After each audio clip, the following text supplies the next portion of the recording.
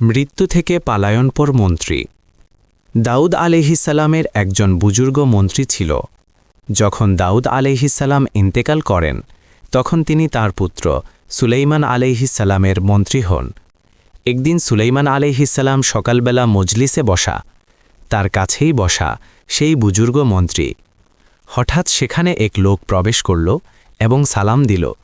অতঃপর সে সুলাইমান আলাইহিসসালামের সাথে কথা বলতে শুরু করল, কিন্তু তার দৃষ্টি নিবদ্ধ ছিল মন্ত্রীর দিকে। এতে মন্ত্রী সন্ত্রস্ত হয়ে ওঠেন। হজরত সুলাইমান আলাইহিসসালামের সাথে কথা বলে লোকটি যখন বের হয়ে গেল, মন্ত্রী দাঁড়িয়ে সুলাইমান আলাইহিসসালামকে জিজ্ঞেস করলেন, হে আল্লাহ নবী, আপনার নিকট থেকে যে লোকটি বের হয়ে গেল সে কে? আল্লাহর কসম, তার দৃষ্টি আমাকে ভীত সন্ত্রস্ত করে দিয়েছে। সুলাইমান আলাইহিসসালাম বললেন, সে মালাকুল মাউত। সে একজন লোকের আকৃতি ধারণ করে আমার নিকট এসেছে। মন্ত্রী এ কথা শুনে আরও সন্ত্রস্ত হয়ে ওঠেন এবং কাঁদতে শুরু করেন। মনে মনে বলতে থাকেন, হায় আল্লাহ, আমি তো মৃত্যুর কোনো প্রস্তুতিই গ্রহণ করিনি। আমি কিভাবে মহাপরাক্রমশালী মালিকের সামনে উপস্থিত হব? আমার তো সময়ের প্রয়োজন, সফরের সামানা প্রয়োজন, পরকালের সম্বল প্রয়োজন। অথচ তিনি ছিলেন দাউদ আলাইহিসসালামের নৈকট্যপ্রাপ্ত মন্ত্রী, স্বীকৃত বুজুর্গ ব্যক্তিত্ব। সেই সঙ্গে হজরত সুলাইমান আলাইহিসসালামের সাহচর্যপ্রাপ্ত মন্ত্রী।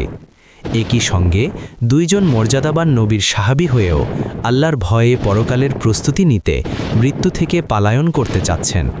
হায় আফসোস নিজের উপর!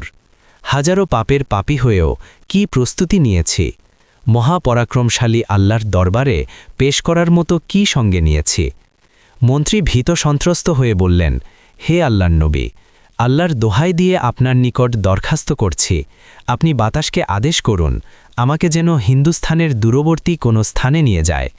সুলাইমান আলাইহিসসালাম বাতাসকে আদেশ করলেন।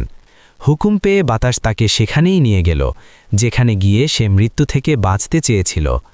পরদিনও মারাকুল মউত সুলাইমান আলাইহিসসালামের নিকট আসল এবং সালাম দিল, যেমনটি সে গতকাল করেছিল। সুলাইমান আলাইহিসসালাম তাকে বললেন, গতকাল তো তুমি আমার মন্ত্রীকে ভীত সন্ত্রস্ত করে ফেলেছ, কেন তুমি তোমার দৃষ্টি তার দিক